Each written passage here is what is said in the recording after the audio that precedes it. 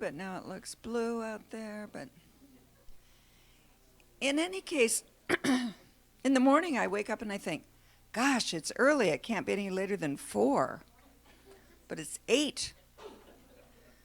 But they'll think, I think they'll fix that pretty soon. Yeah, whether we like it or not. I am going to start with my reminders, and then I'll introduce our speaker for today. So, first of all, pardon me, I've got a frog. Masks are welcome but not required. If you'd like to enjoy some refreshments, please do, and it's a donation basis. It costs about $2 for Mayflower to produce the coffee and cookie per person, if that helps you. And we're also glad to accept donations to the Joanne Bungee Art Hyman Book Fund, so throw in some money for that if you want to. You should turn off your cell phones or put them on vibrate if you haven't already. If you're going to use a tea coil, it's time to turn it on. If we get to question and answer by the end of the session, Judy Hunter has a mic and I have a mic, so if you'll raise your hand high, we'll come to you and you can speak right into the mic. We will have a break time around 10:40, and I'll call you back with the dulcet tones of the cowbell. Continued thanks to you for helping to put away chairs. I think that's been going very well. There won't be a bucket course next week. I don't know if I know. Oh. Just the way it worked out, but J.R. Paulson will be back the following 2 weeks. And then there's also going to be no lecture on November 16th, so we'll end up on November 9th. I'll keep telling you this so you don't have to remember it every time. And finally, happy birthday, Suzanne Redinius. Yeah.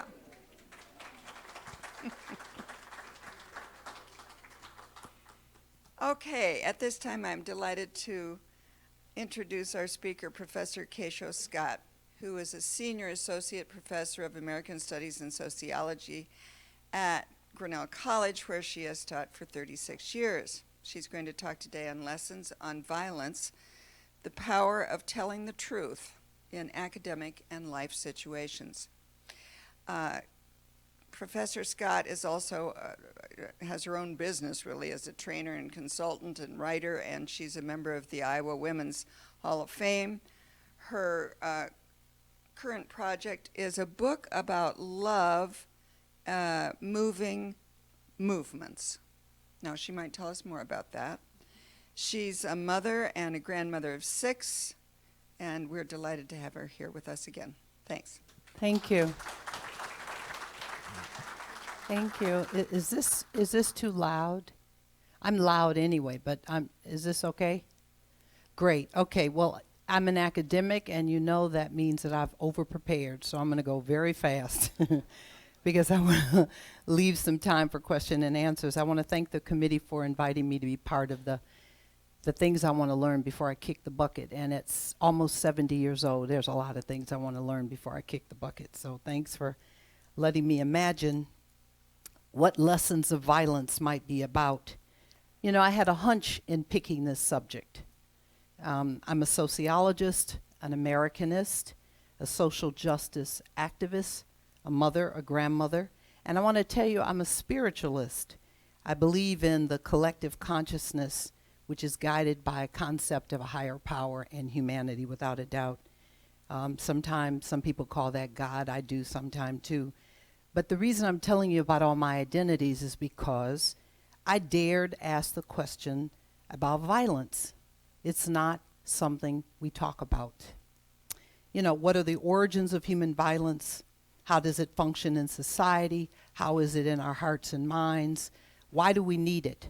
What do we do with it? How do we act it out privately and publicly? Can human beings live without it? As I began to do much of the preliminary research, frankly, I was absolutely shocked at the volumes and sources of information. Raise your hand if you've seen some elements of this when you've thought about violence. Sacred texts.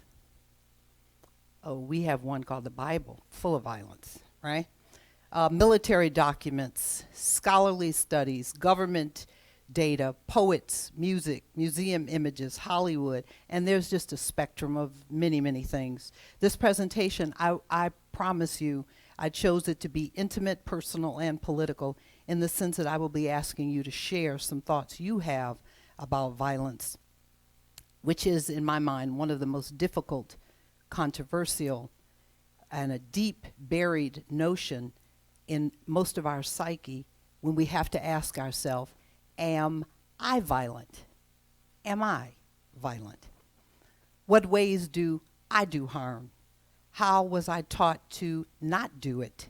What is the impact of social harm as I understand it? And what is my own impact of my own harm to myself? And what is the power of truth-telling in fixing that harm, not only out there, but inside here? So I want to begin with two very quick short stories. When I was a kid, I think I was about 9 or 10, there was this boy named Derek Hatcher. I hated that dude, really with a passion, because he was really competitive with me all the time. He was always telling me what to do, and I just didn't take that very well. And one day we were sitting on the banister of his porch, and he, ratted off one of those, you better do this thing. And I just boiled up and went over and pushed his ass off the porch. He broke both collarbones. I didn't say it was good.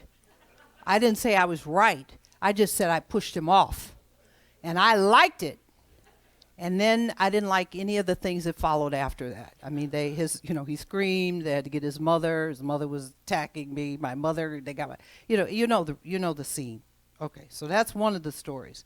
And I went to a reunion a few months ago, and I saw him, and that was the first thing out of his mouth, other than calling me my childhood name. They used to call me Evo Evie, so I guess that kind of went with that. The second story I want to tell you is when I was also about 12. I was in the alley with my brother. We lived across the street from a place that they had torn down, and they were putting a great big building up, and they had windows, and there were rocks in the alley. And you know what I did. I saw other kids doing it, and then I did it too. Picked up the rocks, broke the window. Yes, another one. And then somebody called my mother. My mother came out. And my mother's reaction was horror. She grabbed my brother and I by the collar and drug us in the house. And before she was going to kick our butt, which interestingly enough, she didn't. We just knew we were dead because she was that kind of black mama. She was just going to kick your butt. That's just simply how you got it, right? She did not do that. What she started doing was crying. She started crying. And she started talking about, as a single mother raising 3 kids by herself, trying to finish her GED so she can get her nursing license, how she didn't know how she was going to pay for those windows we had destroyed. And even now, I could still cheer up and feel the shock that I caused my mother harm. You know that? And I made a decision that day. I would never, ever do anything to cause her harm again, ever. And I have not. And I'm damn near 70 years old. So I'm telling you those stories. I want you to remember them because they're interrelated in the undertext of what I want to share with you today. I want you to know that this presentation requires in parts your experimental participation, so I hope you're very willing to do that. Part 1, 2, and 3, and a brief summary and conclusion is pretty much what I'm going to be talking about. By show of hands, how many of you are willing to participate? Great. So when I tell you to get in a dyad, that means talk to a person next to you, and then next time talk to another person, because I have a little assignment for you to do. It's something that I want you to think in advance. So that you're willing to do that, and then afterwards, I will ask you, I'll give some feedback about what I heard. Next slide, please.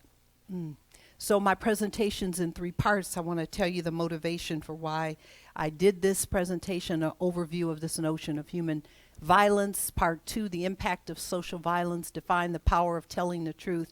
And 3rd, nonviolent functions in society. What is going to be the consequences of us choosing not to do violence and harm? Right? Like, what's the consequences? And is it too late because of our age? Let the other people not do violence and harm. I don't think so.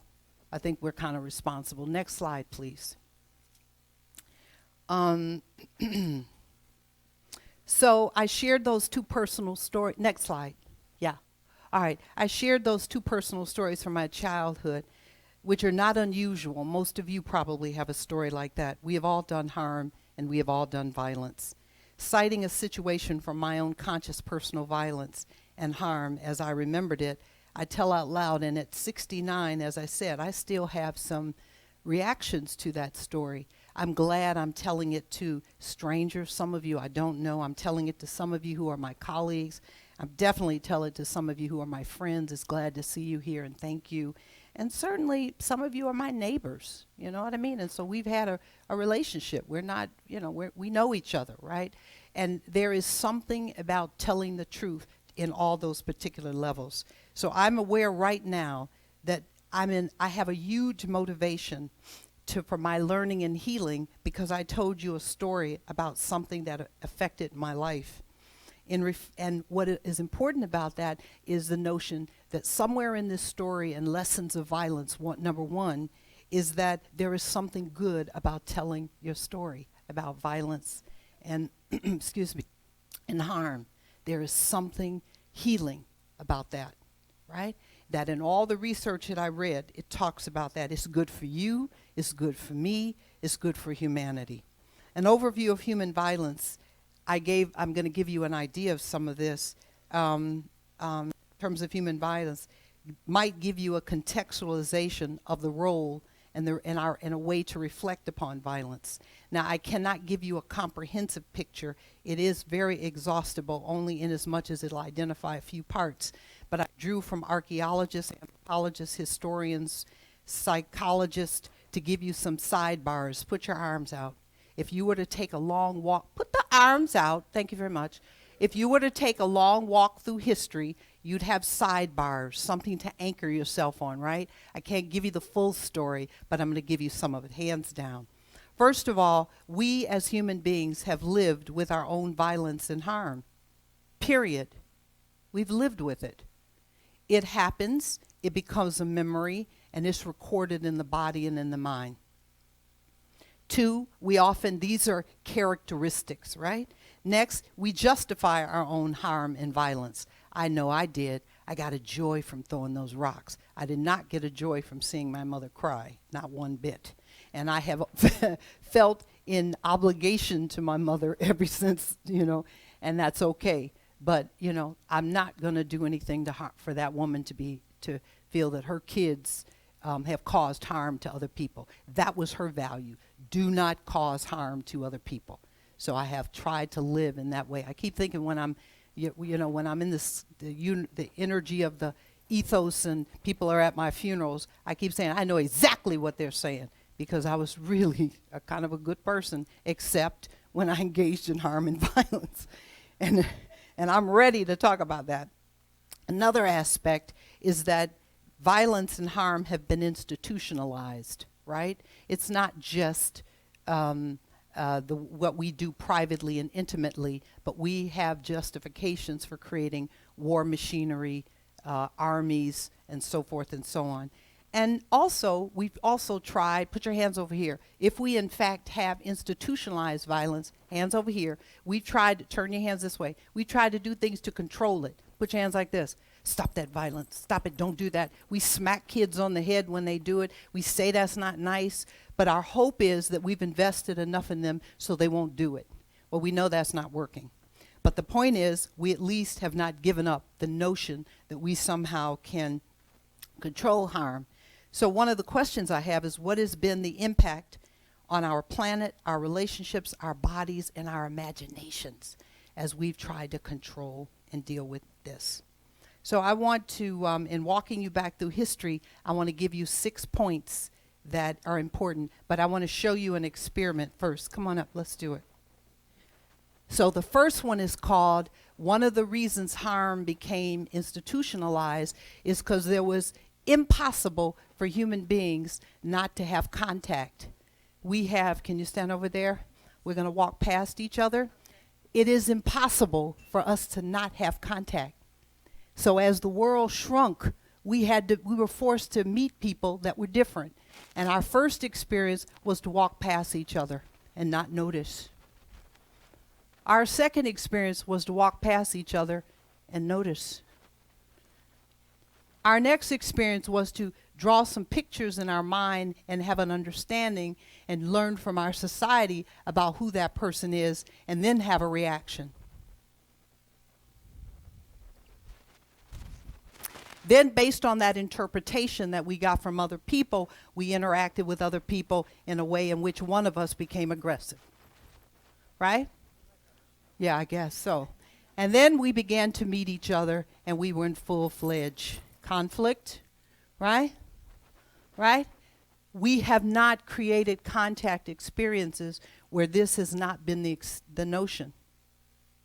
And as a result, we have internalized a very strong idea that in order to stop this, we have to use violence to stop this.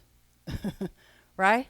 That if we don't want this to be, and we've had numerous debates across multiple disciplines that this because this happens, it must be innate that we are violent. So we've created structures to stop that violence. Thank you. We're done. Great.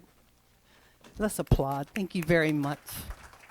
I asked her to help me with that. So one of the first things that became hands out, you taking that walk through history, is that we've had contact experiences. And I know some of you who were born and raised in Iowa, you met a Latina or black person in Asia, and you had never seen one before, because I didn't see a lot of you white folks when I grew up in Detroit. It was mostly black, and it was surprising. And when I came to Iowa, I had no experience of rural Iowa. So, and people were so nice and loving and, hi, come on over, let's visit. I was like, what the hell do they want? I was so paranoid. I had no context but to think they must try to get something from me, right? Because I had learned from the people in my family about how to interpret the people that I see. That happens across multiple spectrums. My point to you is that's just one experience. The second one, put your hand up in a 2. You're going to dig this one. Cannibalism. Keep your hand up. Higher. I want you to really get this. Cannibalism is recorded by our human ancestors, our Homo ancestors, about 6,000 years ago in many cultures around the world, and its opposition in all the ways they stopped it. Specific to our American experience is this notion in 1609, say that year, and 1610, when the Pilgrims came to Jamestown, before the arrival of the enslaved people in 1619, they had what was called a starving time. They ate each other. You say, what the hell? I didn't learn that. Well, I'm telling you, they ate each other, right? Cannibalism and the instruments to stop it had to be developed, hands down. Great. So that's a dark side of our history, right? Particularly in as much as we follow the American trajectory, right? Okay. Number 3, put your hands up. There has been evidence of personal harm. About 200,000 years ago, the archaeologists dug up the skulls all over the world, in China in particular, and they found that there are blunt forces right in the head of the skull, and they extrapolated the idea that there had to be homicide. We were killing each other. I know y'all learned Adam and Eve and there are other stories, but I'm talking about actual evidence. They kept finding in every culture around the world this notion of violence. And it was homicide, and it was deliberate to other human beings. That it was over, they found it in terrain battles with people who were hands over here, nomadic, always moving around, having those contact experience, pop somebody on the head, right? And they found it with people who were sedimentary, like us, right? Get off my land, right? I mean, whatever. And these people conflicted with each other. Now, the anthropologists and archaeologists have big names for that. I'm not going to give you those. But the point is that issues, battles over land, women, right, because they were the bearers of children, and salt reserves, hands out, pick up your club, They were some of the things that people popped the hell out of somebody else's skull, right? With the idea that to use violence, you created stability and peace. Are you following me? Hands over here. So there's this thread that keeps developing. And see, I'm going to ask you down the line, if we keep that thread going, how able are we going to think different about harm and violence? All right. Now, number 4, hands up quickly. Organized war, and my favorite, fighting as leisure. That started about 10,000 years ago. And there was the battle over what we call the Fertile Crescent. Remember hearing that in school when you were kids? The Fertile Crescent. They're really talking about Egypt and what we now call Middle East. And it began to show that about 1500 BC, we began to do leisure sports. And people began to battle and create what was called organized war. Hands up, your army, my army, we fight to the end. Whoever's left gets the spoils, right? All right, so that we begin to create those kind of armies about 10,000 years ago. And then leisure sports was known as the gladiators of Rome and Greece, and there were others. By the way, these are the ones that we get to learn about 264 years BC up to the 1st century. Hands up. So you've just walked through history to see how violence has become institutionalized, and it is prevalent. Hands out, because we have this notion that we need violence to keep peace, right? We need violence to keep peace, right? And of course, about the 1st century was the culmination of the development of Christianity, which the majority of the world populations are. And Christianity ended at least a certain level of that. Next slide, please. All right, we're not going to do a dyad. One of the questions I wanted you to think of, because I want to spare my time, is that I wanted you I wanted to ask you, given what I've said so far, what are you thinking? Right? I've offered you some ideas that you may not know, right? I maybe offered some ideas you don't agree with. You might say, wow, that filled in a space I never understood. But that's the point. We don't talk about violence. You did not get up yesterday on Monday or Tuesday or last Sunday and say, hey, we haven't had our violent talk today. We talk about everything else, right? And yet this is the predominant issue in our culture, how to control violence, but not how it has its origins and how we practice it. And do we have the capacity to deal with harm? Let's go to the next slide, please. I want to talk then about the impact of social violence. Because hands up, violence is personal, violence is local, violence is national, violence is global, right? Okay? And I want to say that from the researchers, the criminologists and the scholars who study violence and harm, they suggest that there are 4 broad categories. And they're right up here and you can see them. There's physical violence, sexual violence, psychological violence, and one that I thought was fascinating was neglect, interpersonal neglect or societal neglect, right? That these become also sites of violence, right? So when we have I understand that Iowa's role during World War II was that it had the agricultural capacity to feed the whole country of Belgium. So we had the technology to do that, right? And we chose to do that as a state. But we have the technology today to do that in the world, but we don't have the will to do that in the world. Our corporations are not willing to do that. Countries are not allowed are not willing to do that. So we have a capacity, we don't necessarily have the will. What's important about that is that that's structural neglect. Hands out at the global level, at the interpersonal level, at the local level, right? The fact that I go to my daughter's high school when they went there and they have a closet with food and clothing, how did that be? How is that possible in an affluent community such as Grinnell, Iowa, right? And why do they have that closet in the dark? Why are kids scared to go there and get what they need?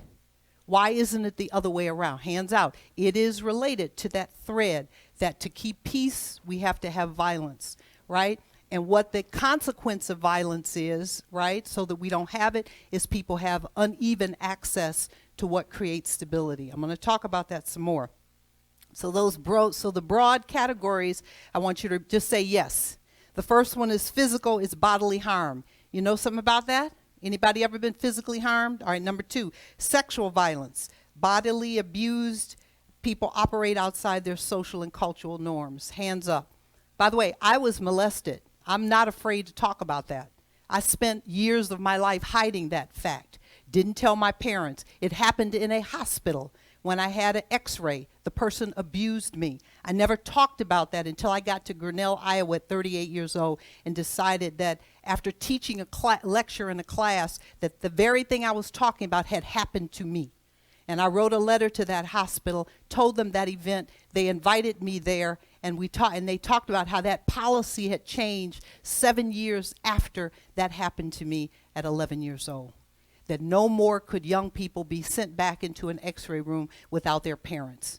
And they sent me an apology letter that I kept in my office for years, right? Engagement. Violence, not talked about, right, keeps reinforcing a fundamental message. So sexual violence is one of those categories. Psychological violence, direct hurt such as threat or anticipation of threat, harm or violence such as racism, and all of the isms are violence. We just experienced this at Grinnell College. 14 cars were vandalized. That happens in America all the time. But racialized violence, vandalization, what is that about, right? In a small town of 9,000, 82 people. What is that about? And by the way, that is the 10th activity that has happened this year. That's one a month, right?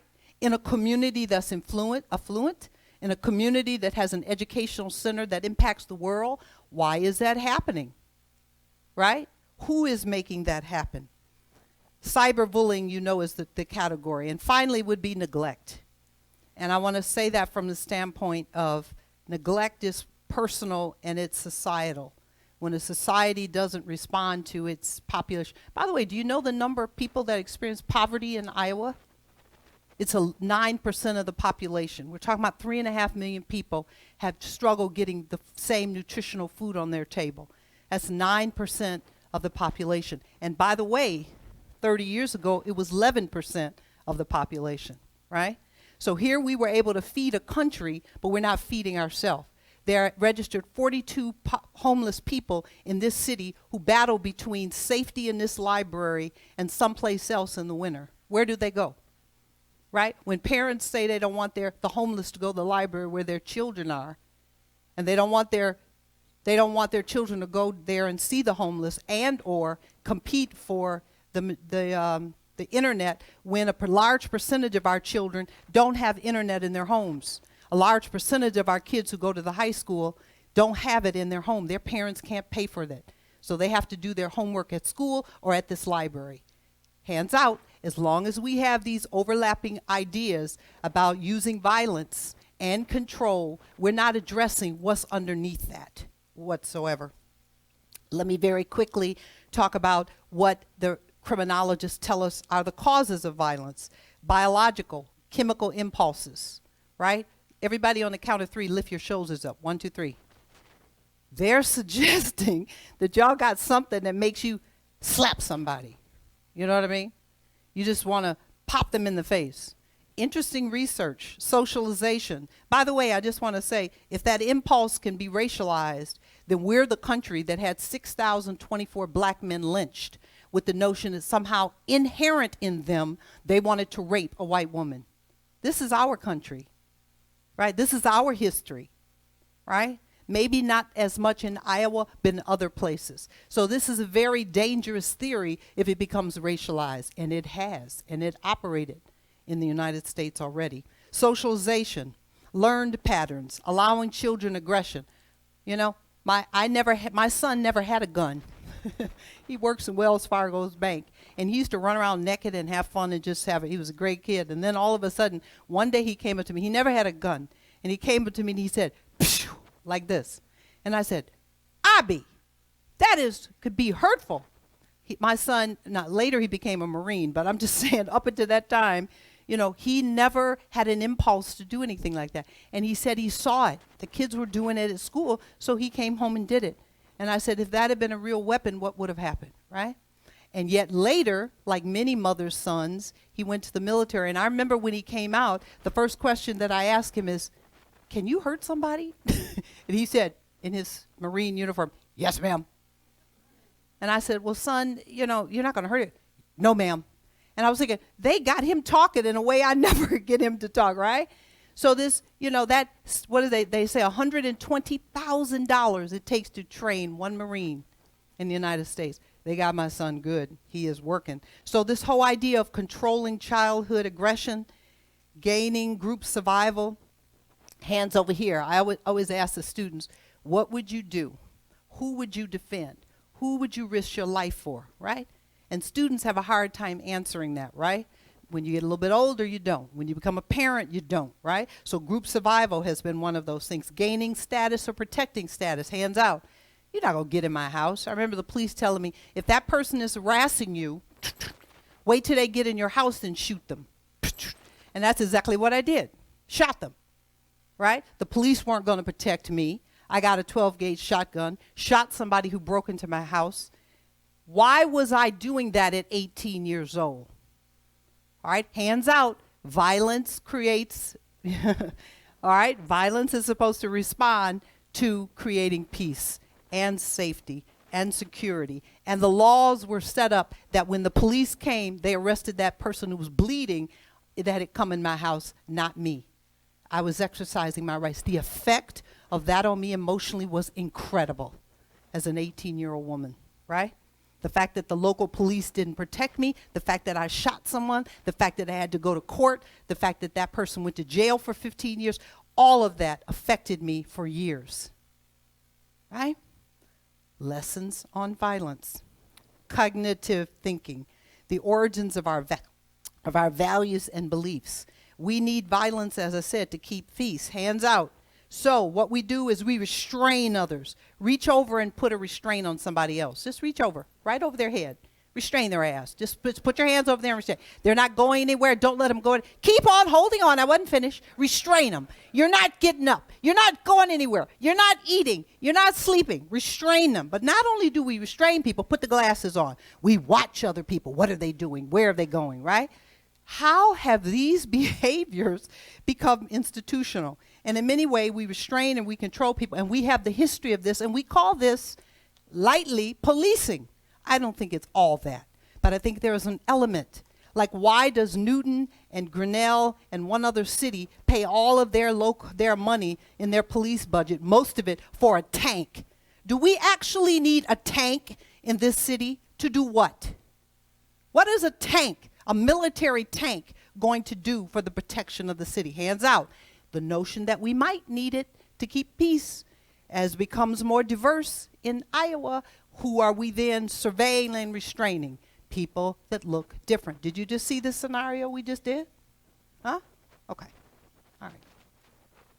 And finally, and then I'm going to give you a chance to dyad, called situational factors, such as environmental factors. Hands up. Stress. Let's get that ugly look on your face. 1, 2, 3. Yeah, I'm stressed. Keep it. I'm kind of stressed out. I want them to see I'm stressed out. Then they won't bother me. And if they don't bother me, I can get away with that. Hands down. The thing is that these environmental factors are brought on from contact between people, between nations, between global regions. And they really reflect this notion that somehow people, hands out, we slide through the veil of controlling our emotions, right? Stand in line, walk and get your stuff, sit down, put the books back. We're supposed to be like that, right? But it's about emotional restraint, right? Don't yell, Kesho. I remember being slapped by my grandmother a lot about that. Stop yelling. Stop yelling. I have still yell. The point is, we are trying to control those emotions, that aggression at the individual and group level. And certainly it's compounded if you live in poverty, compounded if you see your own country involved in state aggression. I can only imagine the people in Russia are not feeling comfortable watching their state machinery destroy and kill another nation. And also vigilantism. Iowa's had a history of vigilantism like the other regions, right? People who say, I'm going to step outside of the system and do what the hell I want when I don't like something, right? Regardless if they're an adult, they are going to operate outside of the framework of their community. Let me just finish this and then you're going to dyad. So these categories and conditions often record in what we know are some of the most heinous things. For example, just in the past, if we go back and realize that the disposition of indigenous land and people in the U.S. reduced their population, they've estimated from 40 million with the contact of Europeans to the New World to 3 million, right? Some of it was disease, but some of it was also annihilation and genocide. Let's be honest, right? Because if tomorrow you were tasked with the activity of killing 40 million people, you'd have to get pretty efficient at it, right? Hitler had to get pretty efficient just to kill 6 million. However, they intended to kill all the Slavic people, which would have been about 26 million people.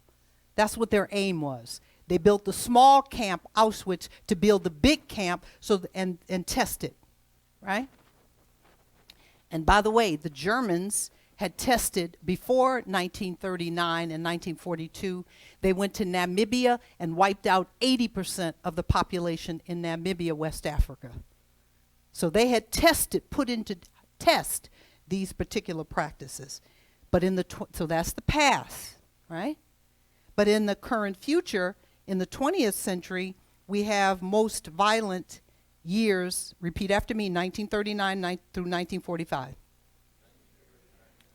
And what was that? Repeat after me, 75 million people lost their lives worldwide. Yeah. Hands out. We have to use violence to create peace, right? That was the undercurrent of that notion, all right? And by the way, by contrast, just so that you know, World War I, there were only 9.2 million people died. Now, I also want to say there are other horrible persons and leaders, specifically Mao Zedong in China, killed more people than Hitler and Stalin between 1958 and 1962 in the failed Great Leap Forward. Hands out. They had this idea that they could force people into economies, and those economies would work, and then they divide things. Failed. People didn't like it. They killed 45 million people. Next slide, please. This is in China. So now I want you to do a dyad, just for a few. I think we're going to stop in a minute. All right? I got 2 minutes. So turn to the person next to you and think about this.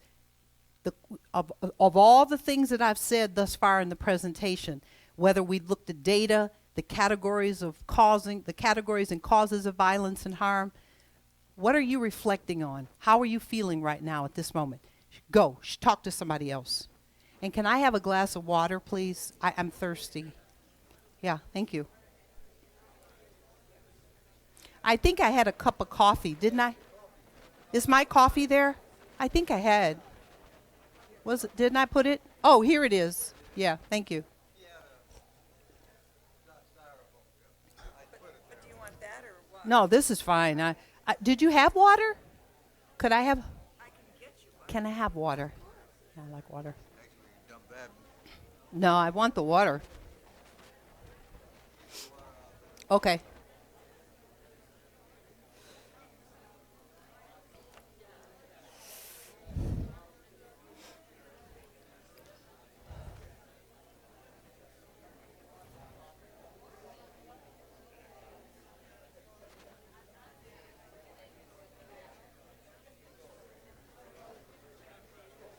Thank you.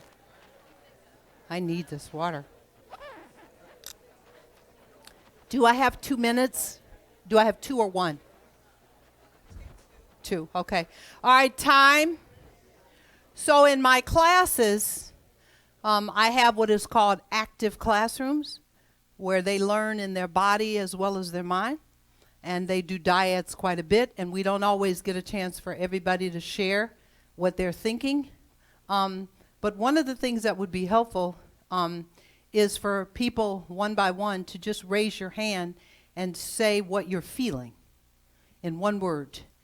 Because what I ask is, upon reflection of these slides and what I'm sharing, just in one word, what are you feeling? Indicted. Okay? Indicted. Indicted. Good. Yes. Hopeless. Okay. Yes. Overwhelmed. Oh, yeah. Good. Somebody else. Sadness. Good. Anybody else? Horror. Okay, anybody else? I didn't hear you. Embarrassed. Okay, anybody else? Scared. Yeah. Anybody else? Frustrated. Okay, anybody else? Depression. Okay, anybody else? So here's my point, because you know the upshot of my presentation is going to be up. All right. And that is that, hands over here. You know, we're talking about the past, and we're talking about it in a way in which we don't have agency to change. And one of the things we know, that one of the other lessons about violence is that you get to change. You have personal agency. So we're going to take this 10-minute break, and we're going to come back, and we're going to do some more exercises. Thank you so much. Okay, well, now you get to, thank you, Dr. Scott. Now you get to, you know, physically get up, Yeah, go to bathroom. go to the bathroom, have, So I have until 20 after, right? And then Q&A, that's the aim, right? Okay. Woo, boy. You know, the big mouth in me is really, I'm struggling with what I'm going to kick out. So one of the things that the gift you gave me by sharing your words with me was a remembrance that I've had those feelings too. Whether it's been in my teaching or the raising of my children or my connections with my neighbors, you know, some administrative fight I've had with somebody at my job. You know, I'm a multiple married person, and I love divorce. I think it's a great thing. So I've had some divorces, and so, you know, so I had some fights with some husbands, and, you know, and on and on and on. My point is that, you know, you gave me a gift, because to take on this knowledge is to have feelings about it, right? Because it's not yours and it's not just mine. It really is ours. And I think it's true what I learned very early and what I practice when I say the serenity prayer, that, you know, the courage to change the things I can. I don't think I can change the past. You understand? And a lot of voices and a lot of motives and interests were part of that, right? But I am in control of what I do next. Absolutely, right? And so violence and harm, you know, is something that I'm going to, in the second part of this, I'm going to talk about some ways to think about that, right? Because we do have agency. Now, I will say that I don't believe we can also can't change that other day, the future. I think you have to really be in this moment, right? So there are moments where I know I have to pause when I really want to blast somebody or I want to punch him out. You know, the other day I felt, I'm embarrassed, but this is exactly how I felt. I went to somebody's house for the weekend. We were supposed to be having a reunion. This is off script, but I'm going to tell you anyway. So we're supposed to be having a reunion. We had walked the Camino, me and these two women, you know, the Camino, and we had walked a portion of it, and we were hooking up after almost 8 months, and when we got there, she forgot that her children had homecoming weekend. And so she was torn between homecoming weekend activities with her children from 17 to 8. She had an 8-year-old, which I did not want to be anywhere around. And all her other kids. And the fact that we had got in planes, the other woman who had come from North Carolina, and we wanted to be with each other. And we couldn't have that happen. And I got an attitude. That little 8-year-old kept saying, can I come in the room and play? No. You know, and she came in and touched my computer and my phone, and I went ballistic and said, don't you know you don't touch adults' things without asking? And her face went down like this. And I said, ask me, and then we'll see how the magic word goes. And she asked me, and I said, yes, you can. And then it was good. But I had an attitude that quick. You know, I had to pause, and I had to choose how at 69 I was going to react to a situation I couldn't change. You understand what I'm saying? So it's not impossible for us to do that. But I can tell you this, that what we know is that when people don't see that we can do this, they don't do it. Right? Can you imagine that one of the tools we're missing is that we're not demonstrating to other people how you do that change? That's a missing step, right? In how we do things. So, of course, the undercurrent of the rest of what I'm going to talk about has a lot to do with what I think one of the most powerful tools is. Next slide, please. And that is the tool of defining truth-telling.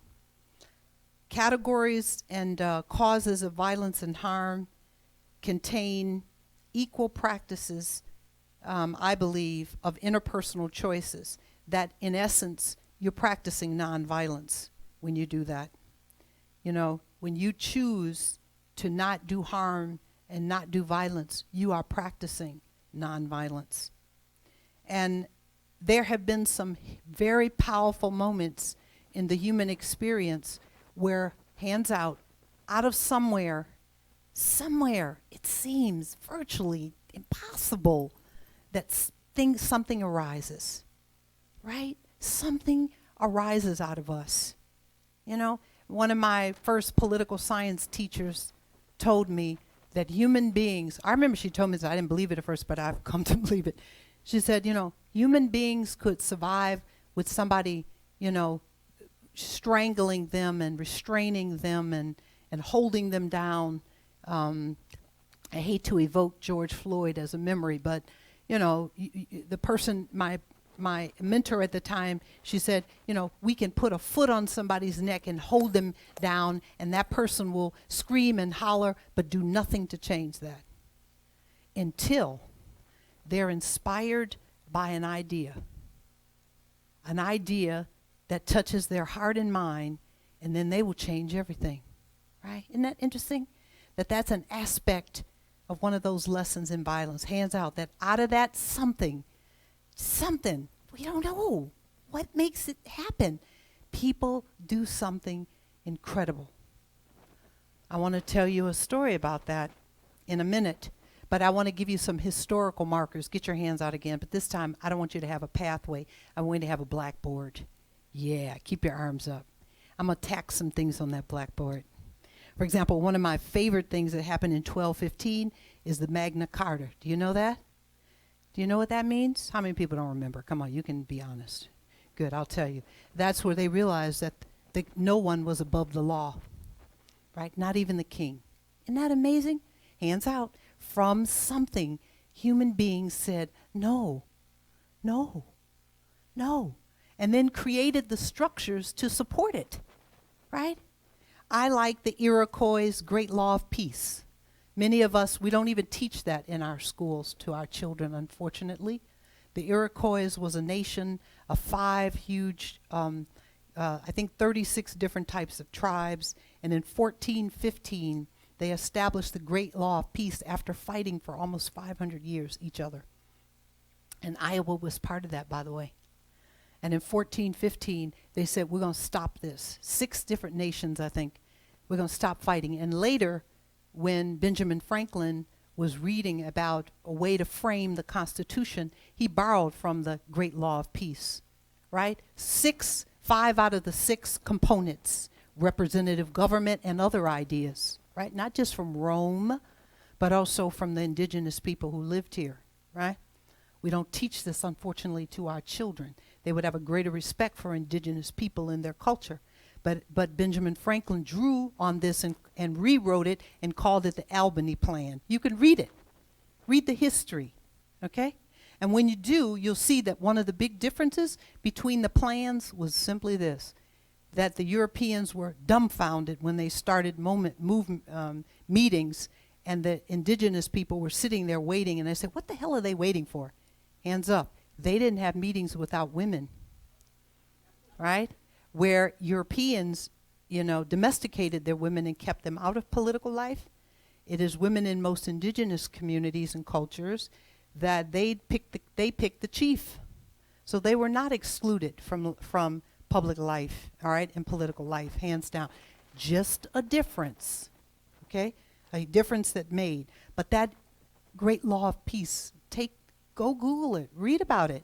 It's part of the land. If we are ever to talk about land restoration, we're going to be talking about this, right? One of my favorite, I make my students read it, and I am dumbfounded how many students have never read it. The Declaration of Independence, hands out. out of something came something amazing. You know? Amazing. Get your hands back up. 800 years of feudalism. Do you understand what I'm saying? In Europe, in England, 800 years of not finding a way to get along. And these people imagined, after 126 years of living, under the colonial regime, right here in the Americas, that they had a different city on the hill. They were going to create something different.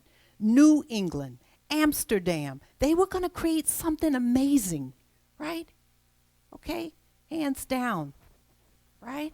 So these are these incredible moments when people participate in being imaginative, in my mind, to create an inspired action, all right? And in some ways, to do no harm in at least trying. By the way, I remember that when I had my students read the Committee of Correspondence, were the letters and communications between Benjamin Franklin when he was in France and sent those to the revolutionaries, and they were trying to plot how the heck they were going to, turn this thing around and create an independent nation.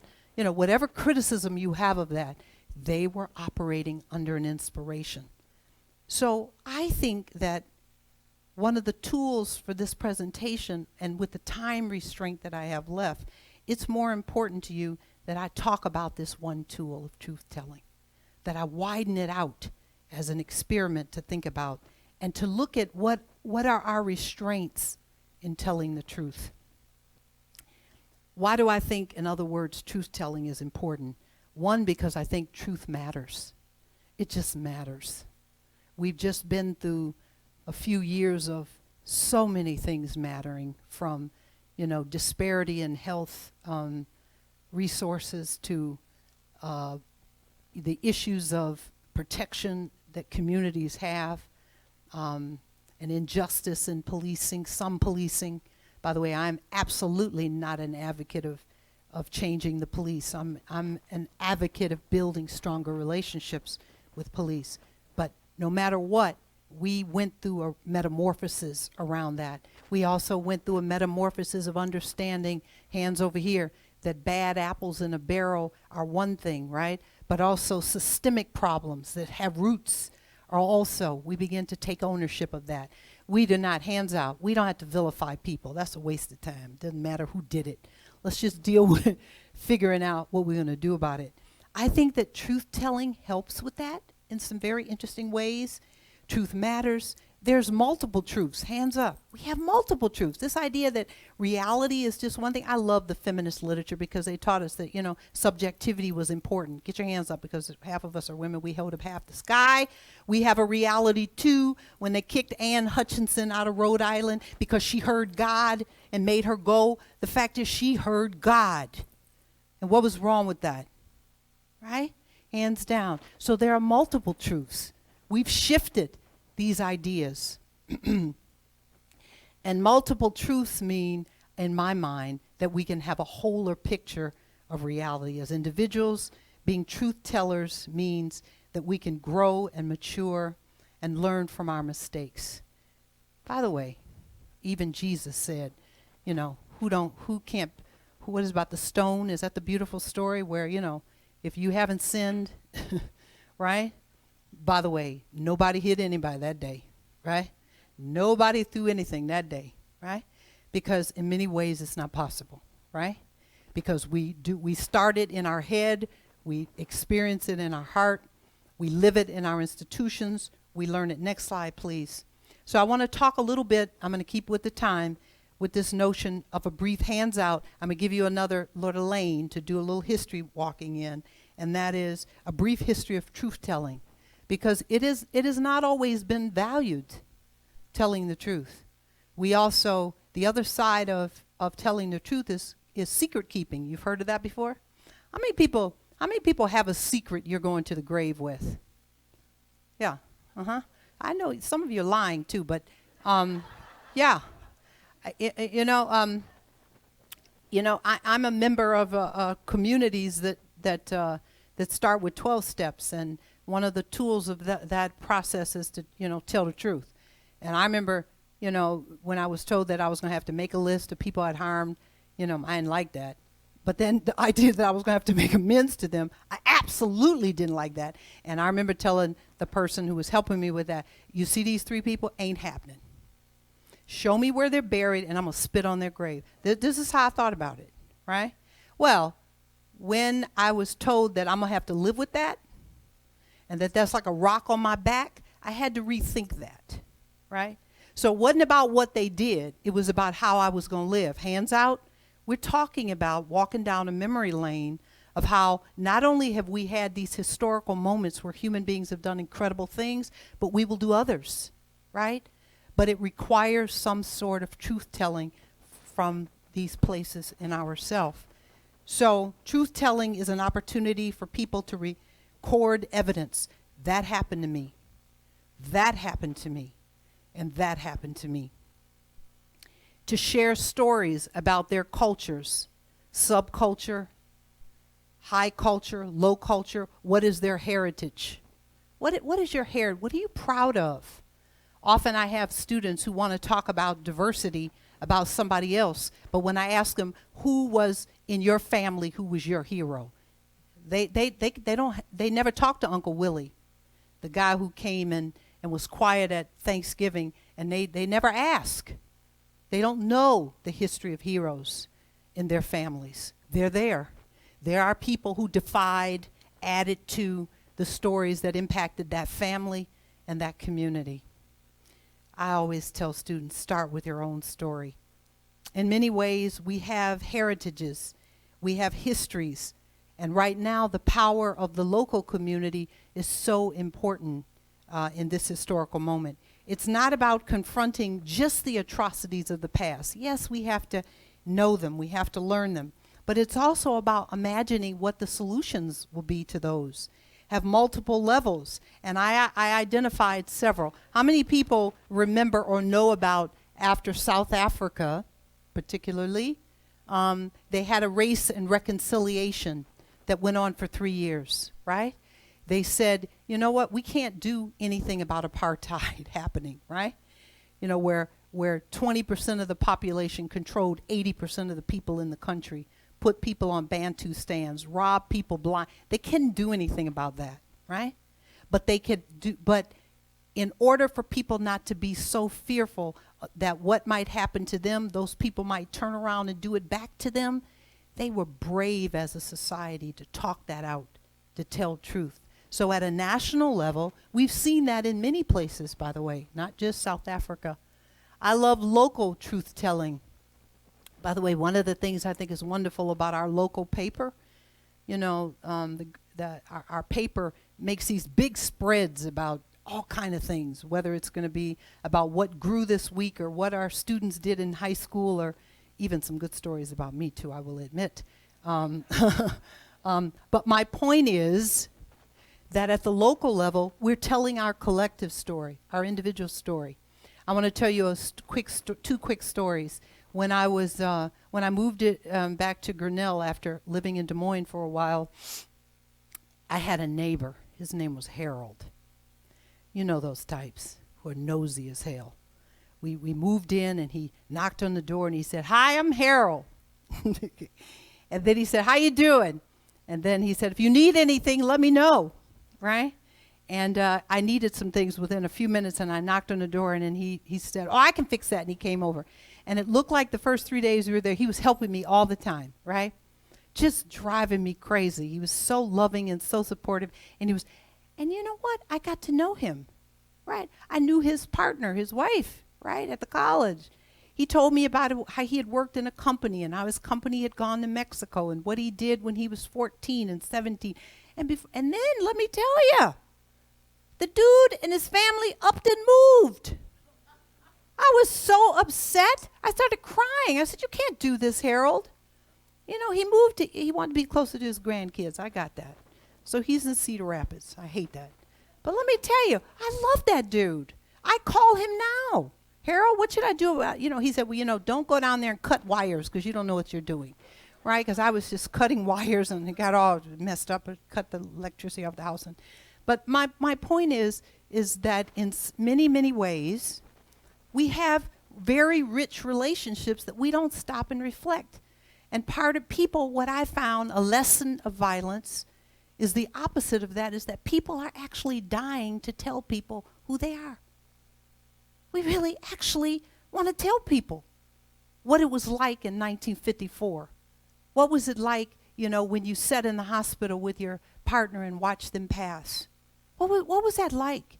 And now as a caregiver for my own mother, you better believe I'm going to that caregivers group and they're telling me how to, because I'm weeping and crying every time I go to a place to see my mother in a nursing home. I'm having a hard time. A real hard time. This woman who pulled rabbits out of her afro and made my life great, to see her now diminished, I'm having a really hard time. You understand? But it's those stories that those people are telling that are helping me. So there is a power to that. Truth-telling also helps us recognize what they call, the pop word today. Everybody's talking about trauma. Let's repeat that word 3 times. 1, 2, 3. Trauma, trauma. Everybody's talking about trauma. Trauma this, trauma that. But, there is trauma. And there's generational trauma, hands on the shoulders. And trauma is in the body. And trauma can only heal when it's out of the body. And one of the process of getting it to heal is you got to talk it through. Isn't that interesting? You got to talk it out, right? You got to talk about it. Interesting. You're paying $200 an hour to be told that, right? It's cheap. I'll do it for you. The fact is that we have generational trauma about large things like slavery and colonialism and imperialism and economic exploitation, but we also have trauma. I'm going to tell you about a trauma I had. I come from a biracial family. And I had a grandmother who didn't come out of the house much. And I'm her first granddaughter. And when I graduated from college, I was a radical type at college. I was so proud of myself. Had a big afro, and I was, power to the people. And we got black studies and women's studies at the university. It was great stuff. And then I found out that my grandmother came to my graduation. And she sat in a chair. She was in a wheelchair, and she sat there. And somebody said, "Who is that white woman?" And you know what came out of my mouth? "She's a friend of the family." I was so embarrassed that somebody might associate me with her. And I looked over at her, and she heard me say that. And I went over and bent down and said, "Grandma, I'm sorry." And she said, "Baby, I understand." This is the woman who talked to me about the Back to Africa movement, who was a Garveyite, who brought me books, who told me to go around the world. And when she died, my auntie sent me 61 postcards that I had sent her because she had given me a subscription to National Geographic when I was 11 years old and said, "You're going to go to these places." And I have been to those places. So even the people that inspire us, sometimes we discredit them, right? Right? We discredit them because of, hands out, what others might think or say. Hands out. This is that violence. This is this harm that we keep doing, right? And we can do something about this. Let's go to the next slide. I wanted you to do a dyad and take a moment, and I do want you to do this. I want you to turn to someone else. I'm going to give you an opportunity to take a few moments to practice truth-telling right now. What is some way you participated in violence or harm, or the other side, you participated not in choosing violence and harm? Now, get away from somebody because you don't want anybody to hear what you have to say. But, I love telling a story of what I've done right. For example, let me tell you a quick story before you have a chance to practice truth-telling. When about the 7th or 6th year I was at Grinnell, they were having problems at the middle school, not the middle school, it was a middle school. And they asked me if I would come and do a workshop and training there. And I said yes for the kids. And so they had to get the permissions of the parents. And there were about a half a dozen parents who said, "I don't want my kid hear anything from them Grinnell College professors." Fair enough. They didn't have to send their kids. And the rest of the kids, they filled the auditorium. And I taught the kids how to confront discrimination and bias and racism. Why would they know how to do that? My kids were the only kids of color there, two of them. And the rest of them didn't have a clue even what it meant or how to confront it. And maybe would never have the opportunity. So you know the laws of the universe, they always create an opportunity. So I used to belong to, raise your hand if you had a chance to be part of this, AA stuff that you do on the weekend as a parent where you have to get in a damn car and drive your kid to that city and they play sports with all the other kid and your kid is the worst. And yet you got to go and you got to smile. You got to talk with other parents. You got to bring goodies and snacks and shit. And excuse my language, I hated it. I hated that stuff. Really. I didn't like it. But I'd get in the car and drive to some funky town in Iowa and my kid would play. So here we are in this auditorium and all of a sudden my kid comes all the way over and she says, "Oh, they're calling me bad name." And I go, "What?" And I said, "What are your teachers doing?" The teachers turned and walked the other way. They didn't know how to handle it. Two men in the audience were saying racist things to the four kids that were of color, right? One Latino, one African American, one Asian, and one biracial child. Two of those kids were adopted by other parents. And this was going on. And you know what? You see this hat right here called educator hat? I took that off and put it over here and put on mommy badass black woman hat. And I was heading over there to tell them something. And when I got over there, oh, wow, 3 little kids, young people that I had just trained, stood up. And you know what they said? They said, "When you use racist words like that, we feel hurt, and we're not going to play until you stop." They had just learned that. That took 45 minutes, and it stopped. So harm can be stopped with knowledge and information and by example and role model. And you know what? I didn't have to keep that hat on. I hugged them, and they said, "We just learned this from you." I said, "Yeah." And then they told my kid, "You got a great mom." I said, "Yeah." And I walked back over, and I didn't have to deal with it. And I was so proud. You understand? I was proud. And I think those teachers came over and apologized and said they didn't know how to handle it. And I said, it's okay. Learn from those young people. My point to you is that we've all done something heroic, right? And there is some truth that we need to tell. So I want you to take just 3 minutes and pick somebody that you think you can trust and tell them a story, some truth telling that you need to verbalize, right? Because when we do, we empower ourselves and others. Let me give you a few minutes to do that. If you want to stand up, you can. Pick somebody on the other side of the room if you like. But get on your marks, get set, go. Go do it.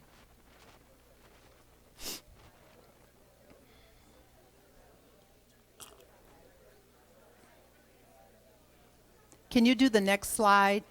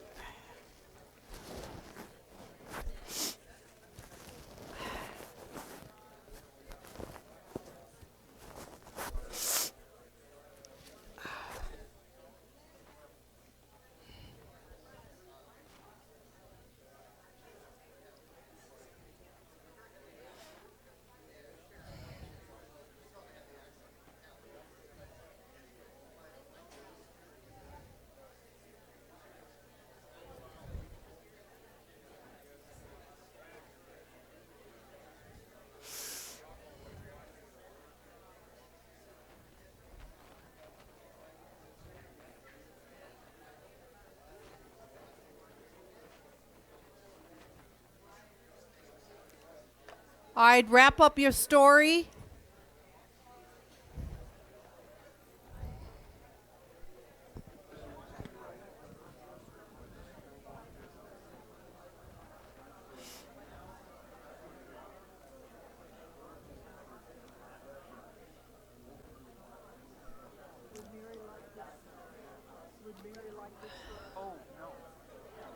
Thank you. You don't have to stop telling the truth. Just here. You have to just keep going. So, thank you for participating in that beginning exercise of truth-telling. I'm telling you, people are dying to hear the truth, actually, especially young people. You know, one of the most popular questions on the internet is, how do you do, and whatever it is. Young people want to know how to do it, right? Even standing against difficulty, they want to know what it looks like, what it feels like. And I know the truth-telling that I've done, leading with some of that, has given me a lot of strength. And I find such a commonality with other people, because I get to say, oh, that happened to you too, right? Across differences. When I went to What Cheer, Iowa, have you ever been there? I just don't see anybody. Oh, one person, two, three people? A lot of you? Oh my God. I went to What Cheer, Iowa, and when my book came out, I did a reading in one of the nursing homes. And I was telling my sad story of being a black woman and blah, blah, blah, blah. And the woman said, honey, that happened to me too. So I didn't feel so, you know. She was about 94, and it was like, and then I said, really? And then she told me the story, commonality, right? All right, so in saying thank you, what I want you to know is that one of the lessons of violence has been that we have an increase in nonviolence. Isn't that interesting? That we have an increase in nonviolence.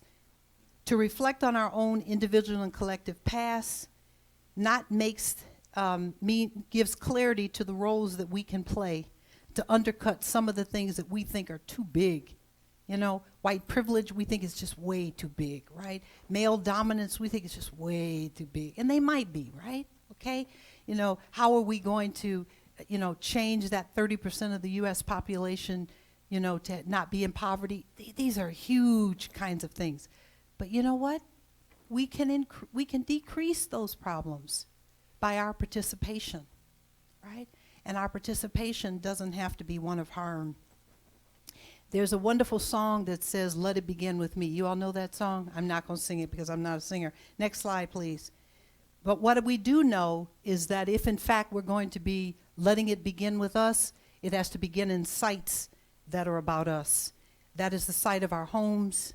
That is the site of our places of learning, our places of worship, and our face-to-face relationships. I cannot tell you how many students I've had at Grinnell College in 38 years who they tell me their family never discussed anything like that. In their community, they never heard anything like that. And when I came to Grinnell, a large percentage of the students were from Iowa. Now there's a very small number of people who grow up in Iowa who attend Grinnell College. I don't particularly like that thing, but I can't do anything about it. But the point is, you are in the sites that it makes a difference. And don't wait till it has to make a difference, like my friend Eileen, who all of her children married people of color, and she had to learn 3 languages and go to Japan regularly to see her grandson. Don't wait until that becomes your dynamic. Do it now, because it is right. Next slide, please. I want to leave you with 3 very quick tools that I find are helpful in practicing.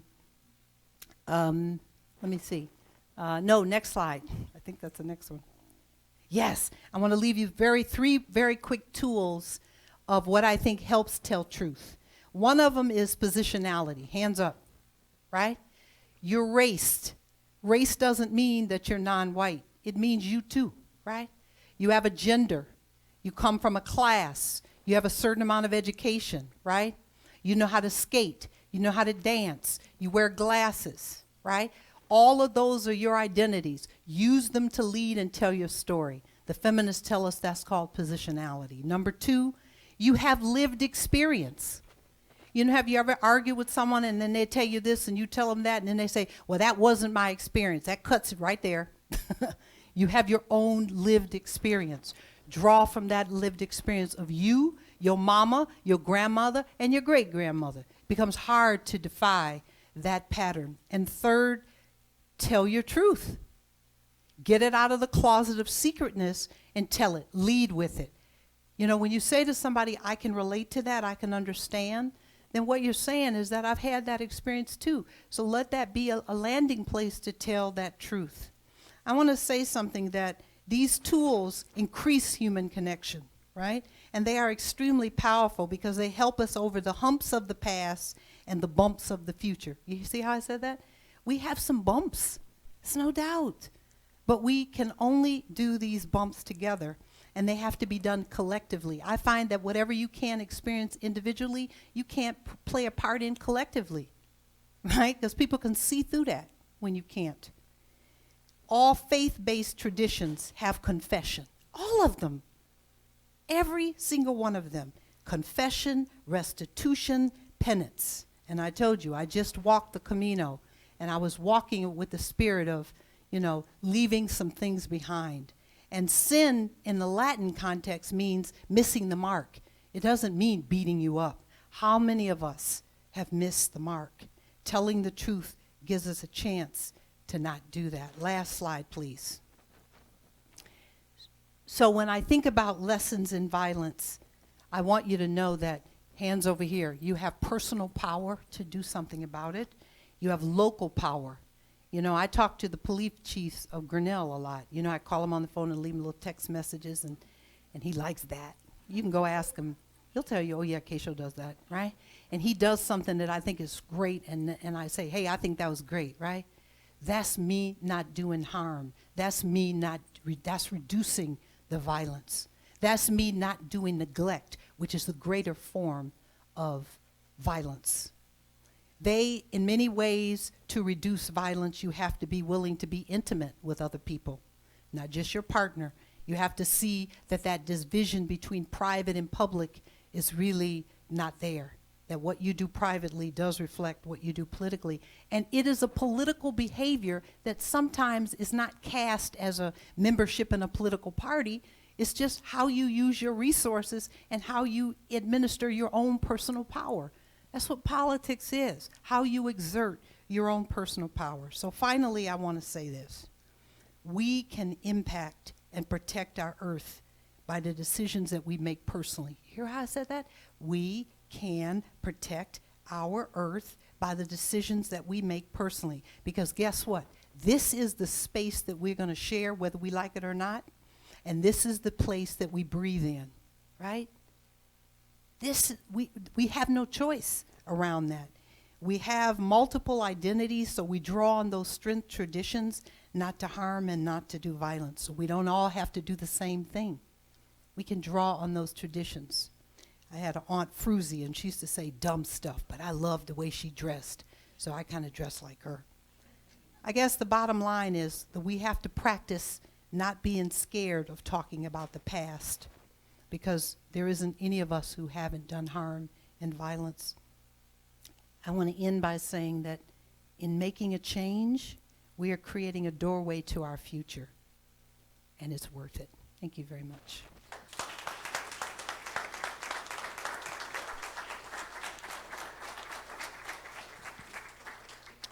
And thank you so much for, as always, coming and telling us the truth.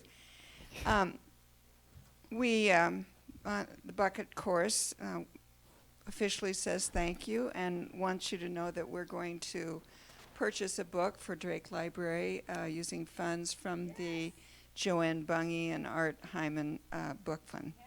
And thank you very much for your contribution to us today, Kesho. Okay, two quick reminders. If you come here next week, you'll kind of be by yourself. And, you know, you could spend an hour a worse way, I think, but just know that.